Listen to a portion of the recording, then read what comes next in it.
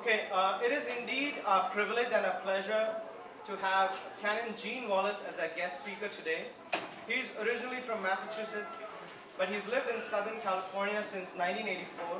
He's currently retired and lives in Upland. A resident Episcopal priest in the Diocese of Los Angeles, Canon Wallace spent the majority of his pastoral ministry serving parishes in Riverside and Arcadia, St. George's and the Church of Transfiguration respectively. To enhance his career, he earned a doctorate in clinical psychology at California Graduate Institute, Westwood, LA, with a certificate in gerontology. Canon Wallace fondly remembers a childhood experience at 8 years old when, playing in the woods, he had an awareness of God's presence, and he immediately knew that one day he would be a minister for God.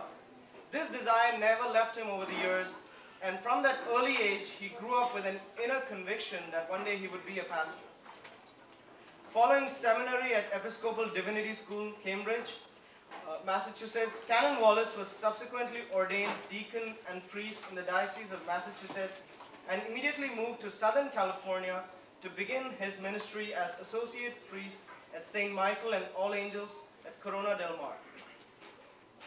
Canon Wallace has a passion for sharing the gospel as a truth and the key to facing contemporary life challenges.